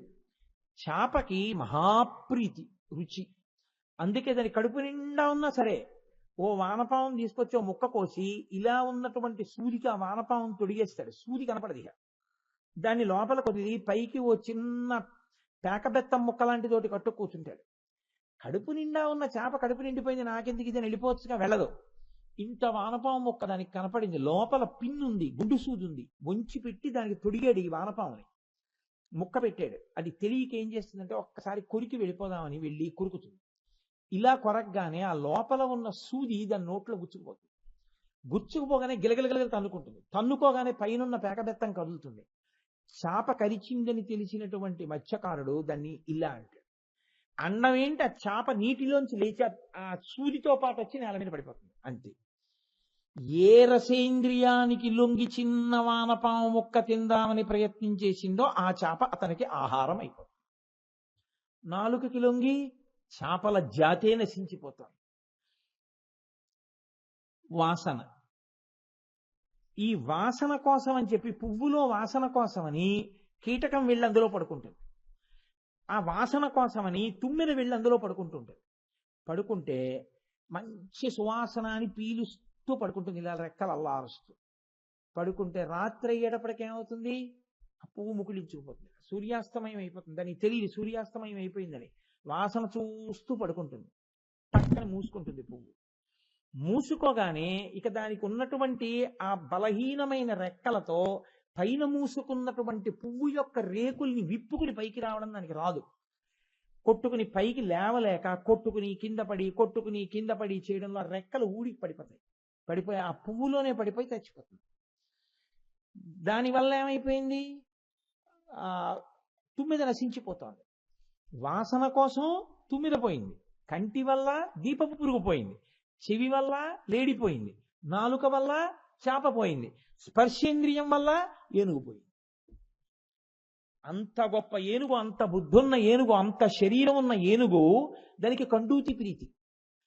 దాన్ని పట్టుకునే వాళ్ళు ఏం చేస్తారంటే ఒక పెద్ద గొయ్యి తవ్వి దాని మీద ఎండిపోయిన కర్రలు పేర్చి ఆ ఎండిపోయినటువంటి కర్రల మీద ఆకులు అలమలు వేసి దాని మీద ఒక ఆడ ఏనుగు బొమ్మ చేసి అక్కడ పెడతారు. పెడితే అది ఏం చేస్తుందంటే గబగబ్బా వచ్చి ఆ కర్రల మీద నించుంటుంది. ఆ ఎండు కర్రల మీద నించుంటే పర్వాలేదు, కొంచెం అలా ఆగుతుంది. అది అది ఏం చేస్తుందంటే దీని ఒళ్ళు దాని ఒంటికేసి రుద్దుకోవాలి సంతోషం దానికి. ఈ ఒంటిని దాని ఒంటికేసి రుద్దుతుంది. రుద్దేటప్పటికి బరువు కదండి, ఇలా ఇలా అనేటప్పటికి ఆ కర్రలు తిరిగి గోతిలో పడిపోతాయి. పడిపోగానే ఇక 10 రోజులు అన్నం పెట్టరు. శుష్కించిపోయాక మావటి 4 తోటకూర కాడలు అలాంటివి పెడుతూ చెప్పిన మాట వినేటట్టుగా అలవాటు చేసి పైకి తీసుకొస్తాడు. ఇప్పుడు ఆ ఏనుగు, అరణ్యంలో స్వేచ్ఛగా తిరగవలసిన ఏనుగు, అరటిపండు పెడితే తింటుంది, 5 పైసలు ఇస్తే యజమానికి ఇస్తుంది. తన కాలు తానే ఇచ్చి గొలుసు కట్టించుకుని అలా కూర్చుంటుంది. కండూతికి స్పర్శ సుఖానికి ఏనుగు పడిపోయింది. ఒక్కొక్కటి ఉంటేనే ఒక్కొక్క జాతి పోతోంది. నీకు 5 ఉన్నాయి, ఈశ్వరుడు 5 ఇచ్చాడు. ఈ 5టితో నువ్వు కంటితో ఈశ్వరుణ్ణి చూసావా తరించిపోతావు, చెవితో హరికథలు విన్నావా తరించిపోతావు, నాలుకతో అన్ని ఈశ్వర ప్రసాదంగా తిన్నావా తరించిపోతావు, ముక్కుతో ఈశ్వర నిర్మాల్యాన్ని ఆఘ్రాణించడం అలవాటైందా తరించిపోతావు, ఎప్పుడు సర్వేశ్వరుడి యొక్క స్పర్శ కొరకు పరితపించావా తరించిపోతావు. ఎప్పుడు దీన్ని తప్పుగా వాడినా, దీన్ని తప్పుగా వాడినా, దీన్ని తప్పుగా వాడినా, దీన్ని తప్పుగా వాడినా, దీన్ని తప్పుగా వాడినా పాపాలు కూడా పడిపోతుంటాయి. 5 జాతులనే పాడి చేసేవి నీకు ఇచ్చాడు ఈశ్వరుడు. ఇప్పుడు ఈ 5టితో తరించినా నీ ఇష్టం, పాడైనా నీ ఇష్టం. నిషిద్ధ కర్మజోలికి వెళ్లకుండా విహిత కర్మాచరణం వైపుకి వీటిని తిప్పు. లేకపోతే చేసేయడం తేలిక, ప్రాయశ్చిత్త కర్మ దగ్గర అంత బాధపడిపోతావు స్మా. లేకపోతే జీవుడి ఖాతాలోకి ఎడతాయి ఇవన్నీ అనుభవంలో. ఇది చెప్పడానికి ఖట్వాంగి. సరే, ఇంకింతకన్నా దానికి వివరణ ఎందుకు? కాబట్టి ఆయన పట్టుకున్నాడు మంచంకోడు అంటే ఇంత పాఠం నేర్పాడు లోకానికి. అందుకే ఈశ్వరుడు జ్ఞానదాత మహేశ్వర. పరమశివుడి యొక్క మూర్తిని చూస్తే చాలు జ్ఞానం వస్తుంది. ఎందుకో తెలుసా అండి? ఆయన అన్నీ కూడా మనుష్యులను మార్చి మనుష్య జీవితాన్ని సార్థకత కలిగేటటువంటి వాటిని పట్టుకుని అనుగ్రహిస్తూ ఉంటాడు. అందుకే నేను మీతో మనవి చేసినది కేవలం శత్రు సంహారం కాదు, అంతఃశత్రు సంహారం కూడా చేస్తుంది ఆయుధం. అప్పుడు మీకు ఉపకారం అవుతుంది. కాబట్టి ఖట్వాంగి కాదు కాదు, ఇంకొక అర్థం కూడా ఉంది దానికి. ఖట్వాంగి అన్న మాటకు అర్థం ఏమిటో తెలుసా అండి? రహస్య విద్యలు తెలుసున్నవాడు అని గుర్తు. ఎందుకంటే లోకంలో గురువు ప్రధానంగా 5 రూపాలతో ఉంటారు అని గురుగీత చెప్తుంది. 5 గురువులు ఉంటారు అని. అంటే చాలా మంది ఇంకా ఉన్నా ప్రధాన విభాగం 5 ఉంటారు గురువులు.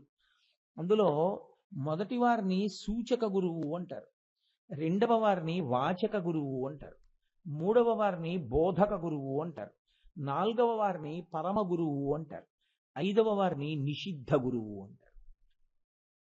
సూచక గురువు అంటే అసలు పలకలో ఆల్ రాయడం దగ్గర నుంచి అంకెలేయడం దగ్గర నుంచి నేర్పుతాడు. ఆయన అనుగ్రహం ఉండబట్టి ఆయన నేర్పిన అక్షరాలు బట్టే వాంగ్మయం అంతా చదువుతారు. కాబట్టి సూచక గురువు చిన్నతనంలో పాఠాలు చెప్పిన ఆయన. వాచక గురువు, మీరు ఏదైనా ఆశ్రమానికి కానీ మఠానికి కానీ దేవాలయానికి కానీ వెడితే ఇక్కడ ఈ నియమ నిబంధనలు ఉంటాయి, మీరు ఇలా ప్రవర్తించవలసి ఉంటుంది అని చెప్తారు. అలా చెప్పేటటువంటి వాళ్ళని వాచక గురువు అంటారు. మూడవ వారు ఉంటారు, ఆయన్ని బోధక గురువు అంటారు. బోధక గురువు సమస్త వాంగ్మయమై సమస్తమైనటువంటి ఈశ్వరానుగ్రహాన్ని మీ యందు నిక్షేపించడం కోసం మంత్రోపదేశం చేస్తాడు.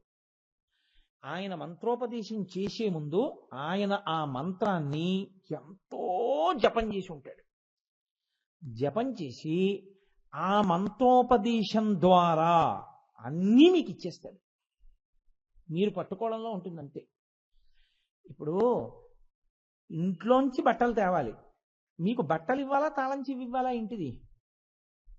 ఇంట్లో ఉంగరం తేవాలి, ఉంగరం ఇవ్వాలా తాళం చెవి ఇవ్వాలా? తాళం వేసి ఉంటే తాళం చెవి ఒక్కటి ఇస్తే ఆ ఇంట్లో ఉన్నవన్నీ మీవే, ఇంక ఇంట్లో ఉన్నవన్నీ మీకు ఇవ్వక్కర్లేదు. తాళం చెవి ఒక్కటి ఇచ్చేసాను అనుకోండి, ఇలా తిప్పండి అన్నాను అనుకోండి, ఇప్పుడు ఆ తాళం చెవి పట్టుకుని ఇలా తిప్పడం మీకు వచ్చింది అంతే. వచ్చిన ఉత్తర క్షణం ఆ ఇంట్లో ఉన్నవన్నీ మీవే కదండి. బోధక గురువు అంటే ఒక ధ్యాన శ్లోకమునందు ఒక స్వరూపాన్ని ఎలా చూడాలో నేర్పి ఆ మంత్రాన్ని దత్తం చేసి ఆ మంత్రాధిష్టాన దేవతానుగ్రహంగా సమస్తము మీకు వనగూడేటట్టు చెయ్యగలిగినటువంటి వారెవరో ఆయనకి బోధక గురువు అని పేరు. సామాన్యంగా లోకంలో ఆయనదే అత్యున్నత స్థాయి. ఎందుకనంటే ఇంకా బోధక గురువు ఇవ్వలేనిది ఇవ్వనిది అంటూ ఏదీ లేదు అని గుర్తు, మహాత్యాగం చేసినట్టు. ఆయన చేసిన జపంలోంచి, ఆయన పొందినటువంటి సిద్ధిలోంచి, ఆయన పొందిన అనుభవంలోంచి శిష్యుడికి ఇస్తాడు. కాబట్టి బోధక గురువు. నాలుగవ వారు ఉంటారు, వారు పరమ గురువు.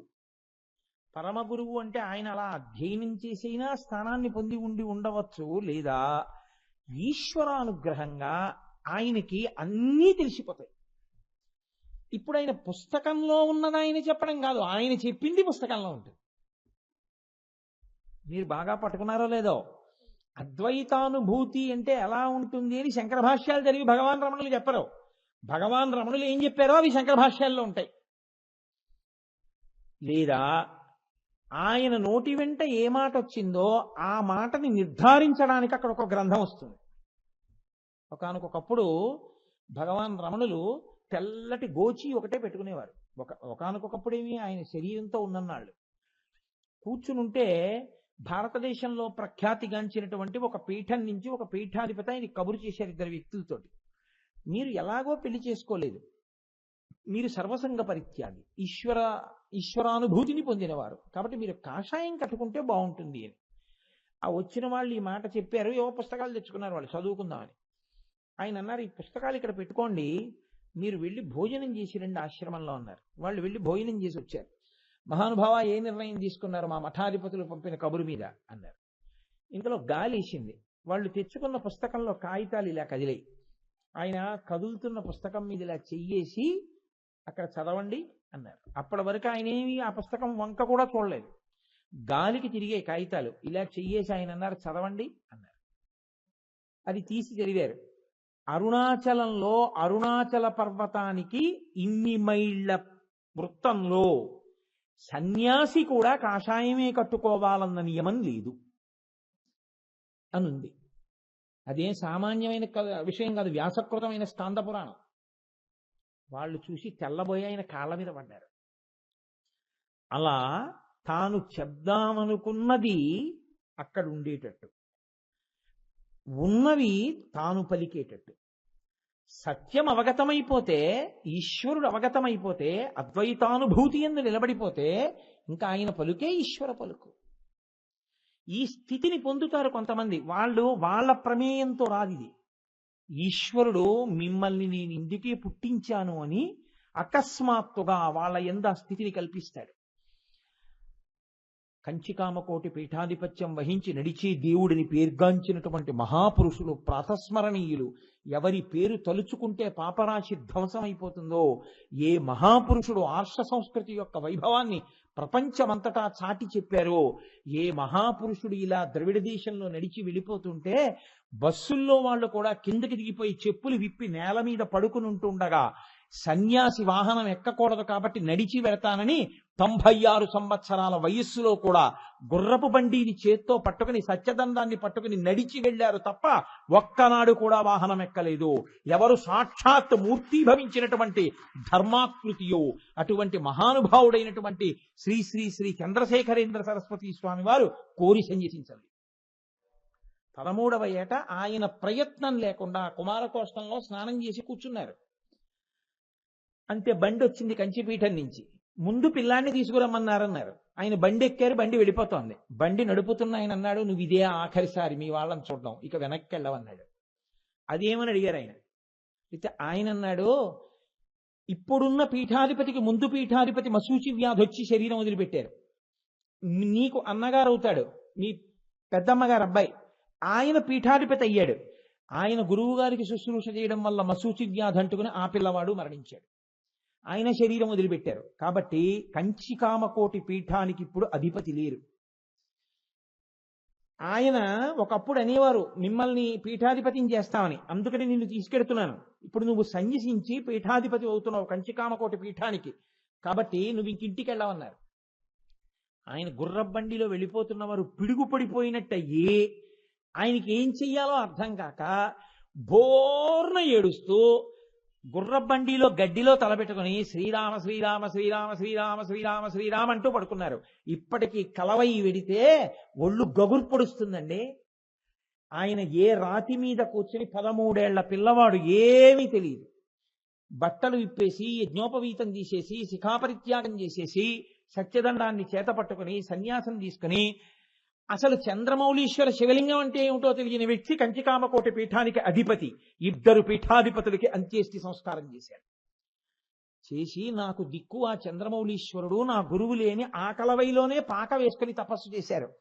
ఆ మహానుభావుడు అసలు సన్యాసాశ్రమంలో ఏ వ్యక్తి చెయ్యనన్ని వ్యాసపూజలు చేసి 100 సంవత్సరములు శరీరంతో ఉండి ఆర్షధర్మ వైభవాన్ని ప్రపంచమంతా చాటి చెప్పారు.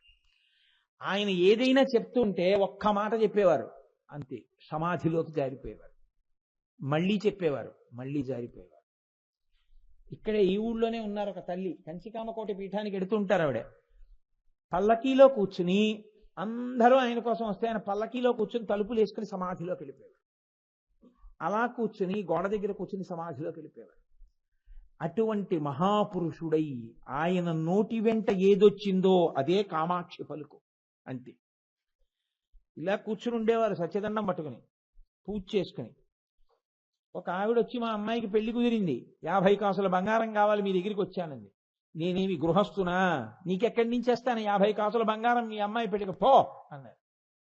పో అంటే పోను, మీరే నాకు తల్లి తండ్రి సమస్తం, మీరే ఇవ్వాలి మా అమ్మాయి పెళ్లికి, లేకపోతే పెళ్లి అవదండి. ఓ నవ్వు నవ్వి కూర్చో అన్నారు. అంతే, ఇంకా మాట్లాడలేరు. ఆయన సమాధిలో కూర్చున్నారు, అంతే. ఎక్కడి నుంచో గుర్రబ్బకి దిగి ఒక జమీందారు వచ్చాడు. మహానుభావ, ఇలా వెళ్ళిపోతూ మీ దర్శనానికి వచ్చాను, నమస్కారం, చాలా సంతోషం, శుభం భూయాత్. ఒక్క 50 కాసులు పీఠానికి ఇద్దాం అనుకుంటున్నాను, 50 బంగారు కాసులు అక్కడ ఇచ్చాడు. వెళ్ళొస్తాను. ఆయన వెళ్ళిపోయాడు. పరమాచార్య తన సత్యదండం యొక్క చివరి మొనతోటి ఆ 50 కాసులు ఇలా తోసి అక్కడున్న ఆవిడ్ని తీసుకుపో, నీకే పంపింది కామాక్షి అంటే. ఒక చెట్టు నరకాలండి, కత్తి పట్టి కడతారా, చాకు పట్టి కడతారా? గొడ్డలి పట్టి కడతారు. గొడ్డలి దెబ్బ తగిలినప్పుడల్లా ముక్కల కింద పడిపోతుంది, చెట్టు విరిగిపోతుంది, ఆ తర్వాత చెట్టే పడిపోతుంది కదా. అందుకే ఖండయతీతి ఖండ ఖండ పరశుర్యస్య సహ ఖండపరశు. అమరకోశం దాన్ని వ్యాఖ్యానం చేస్తూ ముక్కల కింద కొట్టేసేదేదో దానికి ఖండపరశు అని పేరు. కాబట్టి పరశువుగా ఉంటే అలా పట్టుకుంటాడు, ఖండపరశు అయితే ముక్కలుగా కొట్టేస్తాడు. అంటే దట్ కేమ్ ఇంటూ యాక్షన్ అనుకోండి. మీరు ఇలా గొడ్డలి పట్టుకున్నాను అనుకోండి, గొడ్డలిగా పట్టుకున్నాను, కొట్టేశాను అనుకోండి, ముక్కల కింద కొట్టేసేందుకు వాడతాను. ఏదో ఒక్క దెబ్బ కొట్టి వదిలిపెట్టను, ముక్కల కింద కొడతాను, అప్పుడు ఖండపరశు.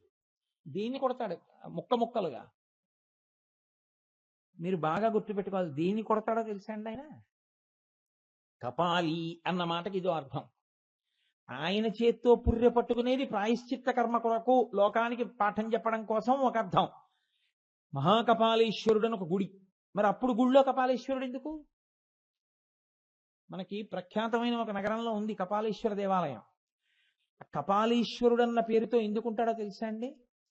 ఊరే అన్ని నన్ను అడుగు, ఇస్తాను, నువ్వు కూడా నాకు ఒక్కటి చాలు, నిన్ను రక్షిస్తాను, నీ బుద్ధి ఇందులో పెట్టు, నీ పుర్రెలో బుద్ధి నాకు ఇవ్వరా, నేను నిన్ను రక్షిస్తాను, నాలో కలిసిపోతావు. ఇది చెప్పడానికి నీ పుర్రె నాకి అంటే ఆ పుర్రె అంతేనండి అంటారు. అంటే నీ బుద్ధిని, నీ తలకాయని, నీ మనసుని ఇక్కడ పెట్టు, నా దగ్గర పెట్టు, నేను రక్షిస్తాను, నాలో కలుపుకుంటాను. ఇది చెప్పడానికి మహాకపాలేశ్వరుడు అయి ఉంటాడు. అది ఆయన భిక్షువుగా నిలబడ్డానికి కారణం. ఒరే ఇలా పాడైపోతున్నావు, నీ బుద్ధి నా ఎందు పెట్టరా, అది అడగడానికి కపాలం పట్టుకుని భిక్షాటన చేస్తాడు. మన బుద్ధిని అడిగినట్టు పరమభక్తితో ఈశ్వరుణ్ణి సేవించడం మొదలు పెడితే ఆయన పశుత్వాన్ని పోగొడతాడు. అది ఖండపరశుడు. పశుత్వం అంటే ఏమిటో తెలుసా అండి? పశువు అని దేనికి పేరంటే పాశము చేత బంధింపబడిన దానికి పశువు అని పేరు. పాశం అంటే 2 చోట్ల కడితేనే పాశం. ఇప్పుడు ఒక ఆవు ఉంది, ఆవుని కట్టాను అన్నాను అనుకోండి, ఇప్పుడు ఆవు మెడలో ఒక ముడేస్తాను, ఒక కర్ర పాతి కర్రకి ఒక ముడేస్తాను. ఇప్పుడు 2 ముడుల చేత పాశము చేత ఆవు కట్టబడింది. ఇప్పుడు ఈ ఆవు ఎంత దూరం తిరుగుతుంది నాకు చెప్పండి? తాడు ఎంత దూరం అనుమతిస్తుందో అంత దూరమే తిరుగుతుంది. అది దాటి వెళ్ళగలదా? ఇంకా వెళ్ళలేదు. మరి ఇప్పుడు కట్టేయడం క్రౌర్యం ఉందా లేదా అందులో? అలా కట్టేయడం ఎందుకు? అలా తాడేసి కట్టేస్తే పాపం అది ఎక్కడికి వెళ్ళలేకపోతుంది, విప్పి పక్కదొడ్లో పడుతుంది. అది అప్పుడు ఆయన దాన్ని చావగొట్టి బందీల దొడ్లో పెట్టిస్తాడు. కాబట్టి ఇప్పుడు కట్టడం మంచిదా తెడా? కట్టడం మంచిదే కదా, కట్టడం మంచిది. ఇప్పుడు పశువు అంటే ఆవు, దూడ, గుర్రం అవే అనుకోకండి. మనందరం కూడా, మీరు క్షమించగలిగితే మనందరం కూడా పశువులమే. ఎందుకు పశువులమో తెలుసా అండి? మనము కూడా పాశము చేత కట్టబడి ఉంటాం. ఏమిటో తెలుసా పాశం? జన్మ అదొక కర్ర. జన్మ అన్న కర్ర పాతి కర్మ అన్న పాశం కట్టి విడిచిపెడతాడు. ఈ కర్మ పాశములతో తిరుగుతాడు జీవుడు. వాడికి పశువు అని పేరు. ఈ కర్మపాశంతో కట్టినప్పుడు వాడు ఏం చేస్తుంటాడో తెలుసా అండి? కర్మలు చెయ్యకుండా ఉండలేడు వాడు. ఏదో కర్మ చేస్తూ ఉండాలి. ఆ కర్మలు చేస్తూ ఉంటాడు. ఈ కర్మలు చెయ్యడంలోనే పాపపుణ్యాల్ని తెచ్చుకుంటాడు. మళ్ళీ చెయ్యకూడనివి చేశాడనుకోండి పాపం, చెయ్యవలసినవి చేస్తే పుణ్యం. ఇప్పుడు దీనివల్ల వచ్చే పెద్ద ప్రమాదం అంతా ఎక్కడొస్తుందంటే, అసలు మొత్తం వదిలేశాడు అనుకోండి ఈశ్వరుడు పాశం పెట్టకుండా, ఇంకా వాడిని పట్టుకోవడం సాధ్యమే? వాడు బందీల దొడ్లోకి వెళ్ళిపోతాడు, లేకపోతే పక్క దొడ్లో పడిపోతాడు, దెబ్బలు తింటాడు. అంటే అసలు ఈ కర్మలు నువ్వు ఇవే చెయ్యాలి తప్ప నువ్వు అనుకున్నా కొన్ని జరగవు అని ఈశ్వరుడు అన్నవాడోడున్నాడన్న స్థితిని ఎలా కల్పిస్తాడాయన? మీరు కర్మాచరణమునందు గుర్తుపట్టాలంటే మీరు అనుకున్నది అవదు, మీరు అనుకోనిది అవుతూ ఉంటుంది. దాన్ని బట్టి ఈశ్వరుడు ఉన్నాడని మీరు గుర్తుపడుతూ ఉండాలి. అది పాశం పెట్టి కట్టడం అంటే. రాముడు అయోధ్యకాండలో అంటాడు, అసంకల్పితమేవేహ యదకస్మాత్ ప్రవర్తతే నివర్త్యారంభమారబ్ధం అనుదైవస్య కర్మతత్ అంటాడు. నిన్న సాయంకాలం పిలిచి రాజ్యం ఇస్తానన్న దశరథ మహారాజు గారు ఇవాళ పిలిచి అడవికి వెళ్ళిపోని ఎందుకన్నారు? దశరథుడిది కాదు తప్పు, పైన ఈశ్వరుడు అలా చేశాడు. ఈశ్వరుడు కంటికి కనపడడు, కనపడకుండా కట్టేస్తాడు. కంటికి కనపడకపోతే ఈశ్వరుడు ఉన్నాడని నమ్మకం ఏమిటండి? గాలి నీ కంటికి కనపడితేనే ఉందని నమ్మావా? గాలి నీ కంటికి కనపడుతోందా? అనుభవము చేత గాలి ఉందని నమ్ముతున్నావా లేదా? అనుభవము చేత గాలి ఉందని నమ్మితే నువ్వు అనుకున్నది జరగట్లేదు, అనుకోంది జరుగుతోందంటే జరిగేట్టు చేసేవాడు ఉన్నాడని కూడా నమ్మువాడు ఈశ్వరుడు. కాబట్టి ఇప్పుడు ఆయన కర్మపాశములు కట్టి విడిచిపెడతాడు. ఇప్పుడు ఈ కర్మలు సత్కర్మలుగా మీరు మార్చారనుకోండి, అంటే కర్మ చెయ్యకుండా మీరు ఉండలేరు. ఇది బాగా పట్టుకోండి. కర్మ చెయ్యకుండా ఉండడం ఎవ్వరికీ సాధ్యం కాదు. అందుకని చేసే కర్మలు ఈశ్వరార్పణగా చేయడం మొదలెట్టారనుకోండి, అంటే తప్పు పనులు ఈశ్వరార్పణం చేయలేరుగా. శీతాంశుధరునించు చిత్తంబు చిత్తంబు భవు సమర్చన చేయుపాణిపాణి ప్రమథనాదుని కొల్చు పదములు పదములు శివుని సన్నుతి చేయు జిహ్వ జిహ్వ విశ్వేషు కథ విను వీనులు వీనులు కాలకాలుని చూచు కనులు కనులు పరమేశు కొల్చెడి భాగ్యంబు భాగ్యంబు దర్పకారికి నుంచు తనువు తనువు పురహరు కొల్వబూనిడి బుద్ధి బుద్ధి శ్రీశ సాయకునకు ఉంచు తలము తలము శంకరుని చదువబడచిన చదువు చదువు నాగభూషణు సేవించు నరుడు నరుడు కమలాక్షు నర్చించు కరములు కరములు శ్రీనాథు వర్ణించు జిహ్వ జిహ్వ సురరక్షకుని చూతు చుట్కులు చుట్కులు శేషసాయికి మ్రొక్కు శిరము శిరము విష్ణునాకర్ణించు వీనులు వీనులు మధువైరిద విలిన మనము మనము భగవంతు బలగును పదములు పదములు పురుషోత్తముని మీది బుద్ధి బుద్ధి దేవదేవుని చింతించు దినము దినము చక్రహస్తుని ప్రకటించు చదువు చదువు కుంభినీదబు చెప్పెడి గురుడు గురుడు తండ్రి హరిజేరుమని ఎడి తండ్రి తండ్రి. విష్ణుపరంగా చెప్తే ఇలా, శివపరంగా చెప్తే అలా. ఏదైతేనేం పదార్థం ఒకటేగా. నీ కర్మలు ఈశ్వరార్పణంగా ఈశ్వర బుద్ధితో చేయడం మొదలు పెడితే ఏది చేస్తున్నా ఈశ్వరుడు సంబంధమైన క్రియయే. తింటున్నావు, ఈశ్వరుడిచ్చాడండి, ఇది ఈశ్వరార్పణమస్తు. ఈశ్వరుడిచ్చాడు, నేను రుచి చూడకూడదు, తింటున్నావు.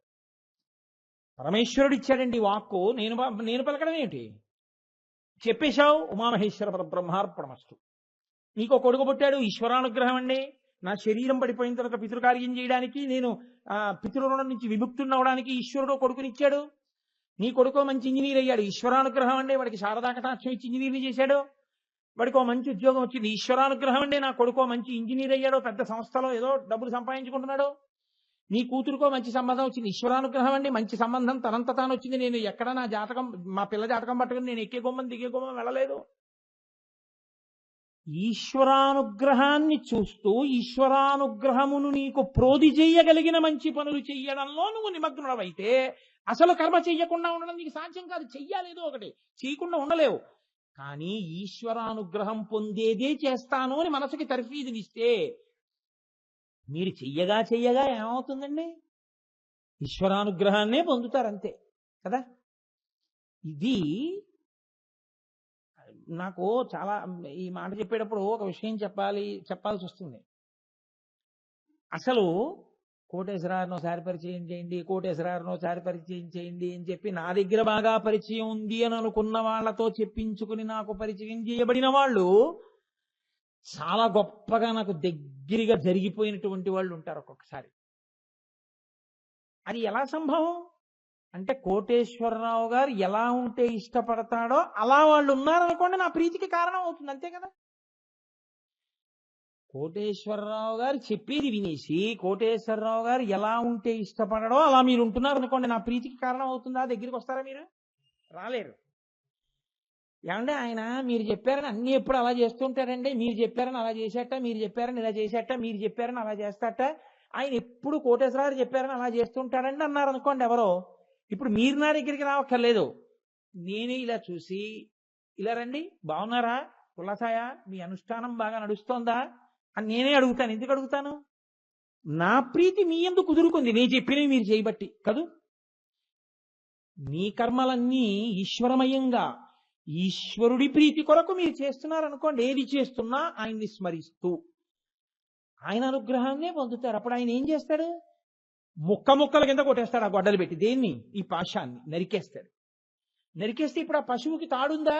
లేదు. కర్మలు లేవు. కర్మలు లేవంటే పాపం లేదు, పుణ్యం లేదు. అది సాక్షాత్తు శివుడైపోతుంది. పశువు పశుపతిలో కలిసిపోతుంది. ఇది ఒక పశువు శివుడికి ఎదురుగుండా కూర్చుంది. అది ఏమంది? ఆయన్నే చూస్తాను. మరి పిడుగు పడుతుంది చూడవా, నేను వెనక్కి తిరగను. వర్షం పడుతుంది కదలవా, నేను కదలను. రోహిణీ కార్తీలో విపరీతమైన ఎండకాసి నువ్వు కూడా వేడెక్కిపోతావు, కదలవా, నేను కదలను. కార్తీక మాసం అని పిచ్చి భక్తితో నీ తోక కింద దీపం పెడతారు, కదలవా, నేను లేవను. అరటిపండు ముక్కలు తెచ్చి మూతికి రాసేస్తారు, లేవా. గాజు ఈగలు వచ్చి ముక్కులో దూరుతాయి, కదలవా, కదలను.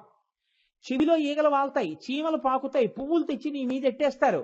దానివల్ల తీసుకెళ్లి, ఎంత అన్యాయం అండి, కొబ్బరి ముక్కలు తీసుకెళ్లి ఆయన మీద పెడతారు. కాకులు వచ్చి నందీశ్వరుడి మీద వాలి పొడుచుకు తింటుంటాయి.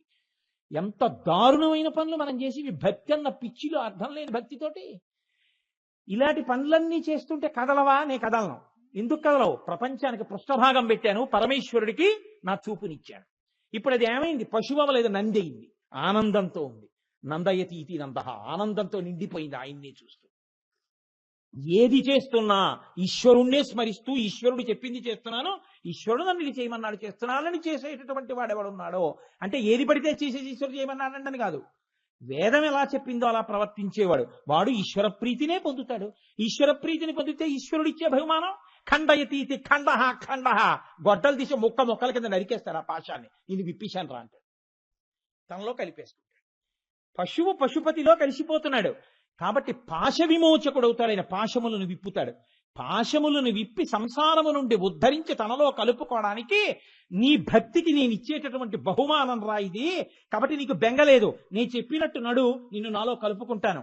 అందుకు సాధనంగా ఖండపరచువ ఆయన చేతిలో ఉంటుంది. ఇది మనకి ఎంత ఊరటనిస్తుంది చూడండి. అందుకే మనకి ఒక సంప్రదాయం ఉండేది లోకంలో, ఏ పనులో చేసేవాళ్ళని మీరు అనుకోకండి. ఇంట్లో సామాన్యమైనటువంటి గృహిణులు ఉంటారు, వాళ్ళేం పెద్ద శాస్త్ర ప్రవేశం, గురుముఖత విద్య నేర్చుకోవడం ఇలాంటివేం ఉండవు. వాళ్ళు కూడా పూర్వకాలంలో అన్నీ ఈశ్వరార్పణంగానే చేసేవారు పనులు. తెల్లవారుజామున నిద్రలేచి బయటికి వచ్చారనుకోండి, స్నానం చేస్తూ తలుపు తాళం తీస్తూ మొదలు పెట్టేవారు. ఒంటి చర్మము తీసి చెప్పులు కొట్టి నాకయ్య వచ్చేను మేలుకో, మేలుకో జగదీశ మేలుకో పరమేశ మేలుకు నీ మమ్మింక ఏలుకో అని మేలుకొలుపులని ప్రారంభం చేసేవారు.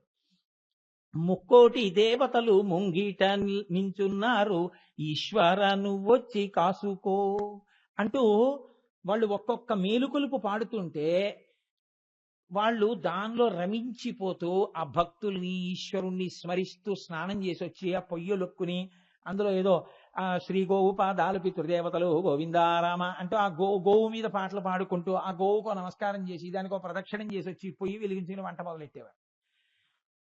ఆ వంట అయిపోయింది అనగానే ఆ పొయ్యిలో కట్టెలు మంట మీద కాస్త నేతి అన్నం తీసి, మాకు వంట వండి పెట్టినటువంటి హవ్యవాహనుడా, మా పిల్లలు మేము ఎప్పుడు సంతోషంగా ఉండాలని ఆ అన్నం మీద కొంచెం అన్నం తీసి నెయ్యేసి అగ్నిహోత్రంలో వేసేవారు.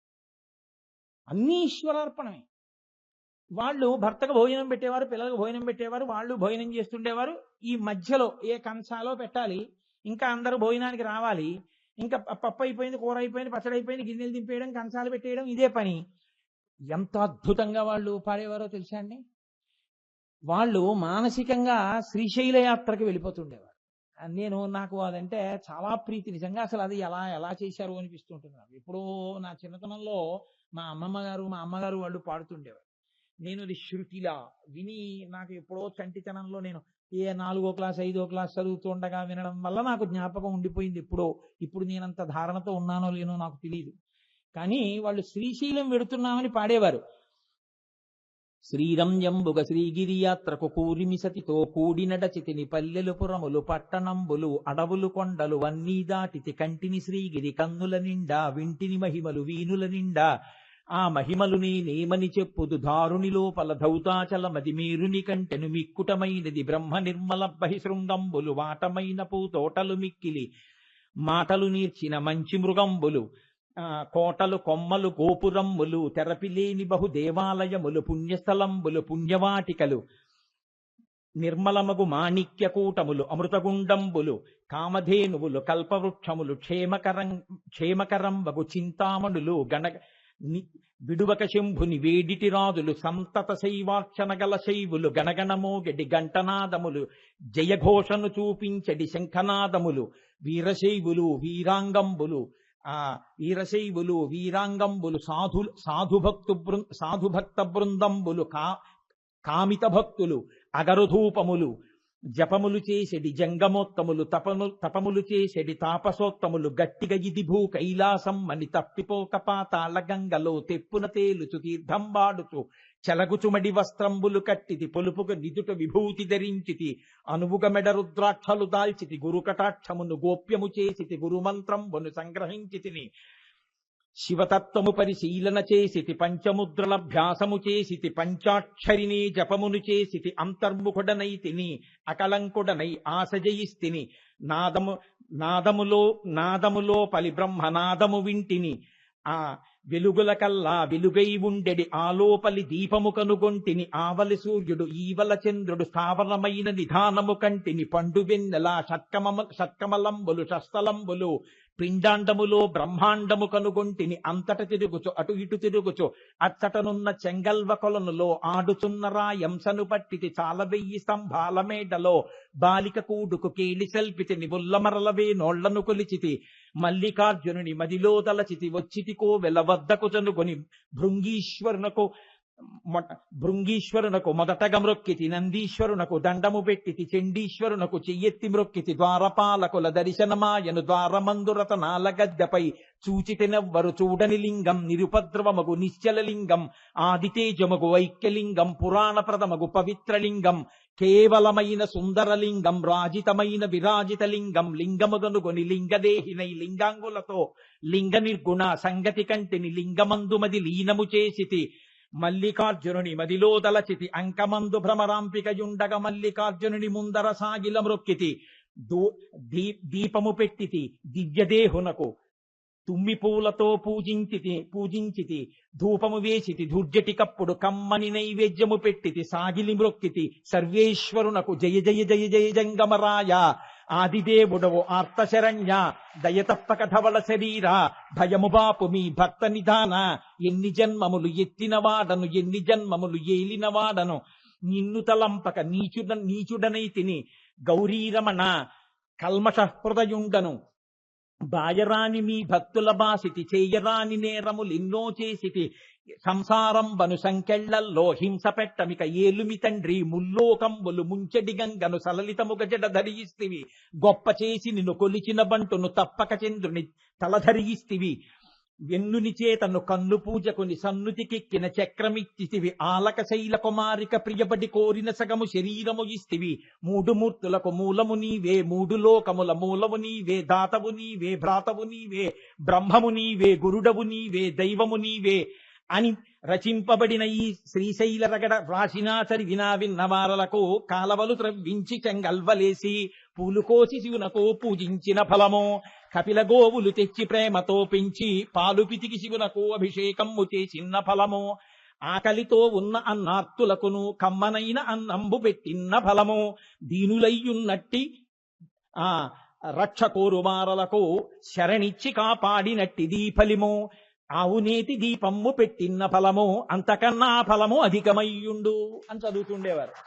చదివితే వాళ్లతో పాటు మానసికంగా మా అమ్మగారు వాళ్ళు ఇవి పాడుకుంటుంటే శ్రీరంజంబుగ శ్రీగిరి యాత్రకు కూరిమి సతితో కూడి నడచితిని పల్లెలు పురములు పట్టణంబులు పేటలు దాటితి కోటలు దాటితి అడవులు దాటితి కొండలు దాటితి అన్నీ దాటితి కంటిని శ్రీగిరి కన్నుల నిండా వింటిని మహిమలు వీనుల నిండా అంటుంటే ఏదో తెలియకుండా అలా శ్రీశైలం వెళ్ళిపోతున్నట్టుగా ఉండేది. తప్పిపోక పాతాళ గంగలో తెప్పున తేలుచు తీర్థం వాడుచు తెలగుచుమడి వస్త్రంబులు కట్టితి పొలుపుగ నుదుట విభూతి ధరించితి అనువుగ మెడలు ద్రాక్షలు దాల్చితి అని వాళ్ళు పాడుతుంటే ఇక్కడ కళ్ళు మూసుకుంటే ఏమిటో పాతాళ గంగలో స్నానం చేసినట్టు ధావళి కట్టుకున్నట్టు విభూతి పెట్టుకున్నట్టు రుద్రాక్షలు వేసుకున్నట్టు ద్వారమందురతనాల గద్దెపై చూచితెనెవ్వరు చూడని లింగం నిరుపద్రవమగు నిశ్చిత లింగం రాజితమైన విరాజిత లింగం అని ఆ లింగం గురించి చదువుతుంటే ఏదో శ్రీశైల మల్లికార్జున శివలింగాన్ని దర్శనం చేస్తున్నట్టు ఒక గొప్ప అనుభూతి, ఒక గొప్ప సంతోషం. వాళ్ళు అలా శ్రీశైలానికి మానసికంగా వెళ్ళిపోతూ పనులు చేసుకునేవారు. మధ్యాహ్నం అయ్యేటప్పటికి ఒత్తులు చేసుకుంటూ సాంబ సదా శివ సాంబ సదా శివ సాంబ సదా శివ సాంబ శివ అని పాట పాడుకుంటూ ఒత్తులు చేసేవారు. సాయంకాలం అయి మళ్ళీ స్నానం చేసి ఏదో పలహారం చేసి పడుకోబోయే ముందు లాలి లలితాంబ లాలి మా ఇంట వెలయు మా పద్మపాణి హరిసాటి నీలవేణి భక్తుల పాలిటిది కల్పవల్లి అని నాకు ఇప్పటికీ గుర్తు. అక్కడ దాకా కలిసి పాడేవారు. మా అమ్మమ్మ గారు అనేది ఇవటూరి వారింట బాలకోమార్తెవై బంగారు పువ్వులా పూజ చేతు అనేది. మా అమ్మ అనేది చాగంటి వారింట బాలకోమార్తెవై బంగారు పువ్వులా పూజ చేతు అనేది. వాళ్ళు ఆ మంగళహారతి అలా పాడేసుకుని అమ్మవారిని చిన్న పిల్లని చేసి ఊయల్లో పెట్టి పడుకోబెట్టినట్టుగా భావన చేసి వెళ్ళి పడుకున్నారు. అందుకే వాళ్ళ చేతులతో వండి పెట్టిన అన్నం ఇవాళ ఈ ఉపాధిలోంచి 4 మాటలు కల్పిస్తారు. కాబట్టి భక్తితో ఈశ్వరుణ్ణి స్మరిస్తూ చేసుకున్న కర్మలున్నాయే, పానీయంబులు త్రాగుచున్ కొడుచుతున్ భాషించుతున్ హాసలీలా నిద్రాదులు చేయుచున్ తిరుగుచున్ లక్షించుతున్ సంతత శ్రీనారాయణ పాద పద్మజుగళీ చింతామృతాస్వాద సంధానుడై మరచన్ సురారిసుతుడే తద్విశ్వమున్ భూవరా. నీ కర్మలు నువ్వు చేస్తూ వాటిని ఈశ్వరార్పణం చేస్తూ నిరంతరం పరమేశ్వర స్మరణతో ఆయన ఉన్నాడు చూస్తున్నాడన్న భక్తితో నీ కర్మ నువ్వు చేసుకెళ్ళిపోతుంటే ఆయన ప్రీతినే నువ్వు పొందుతావు. దానివల్ల ఆయన ఖండ పరశు వాటిని తెగ్గొట్టేస్తాడు. చించలమైనటువంటి మృగాన్ని ఆభిచారిక హోమం చేసి దారుకావనంలో ఋషులు ఆయన మీద ప్రయోగిస్తే పట్టుకున్నాడు. ఇప్పటికి చచ్చిపోదా మృగం? మృగం అంటే కదిలిపోతూ ఉంటుంది ఎప్పుడు, చించలత్వం. మనస్సుని కదిలిపోయే మనసుని రకరకాల క్రియలలో ఈశ్వరానుగ్రహంగా పెడితే ఆ మనసే మిమ్మల్ని తరింపచేస్తుంది. ఇది చెప్పడానికి మృగపాణి పరశుహస్తశ్చ ఖండపరశు, ఆయనే మృగపాణి కపాలి ఖట్వాంగి శూలపాణి. కాబట్టి ఒక్క గిరిజన్వి తప్ప 7 రకములైనటువంటి ఆయుధముల గురించి నేను దండకట్టి ఉపన్యాసం పూర్తి చేశాను. విష్ణువల్లభ దీన్ని త్రయోదశి నాడు స్వీకరిద్దాం. మీరెవ్వరూ లేవకండి, ఒక్క 2 నిమిషాలు సమయం, అంతకన్నా నేను మీ సమయం తీసుకోను.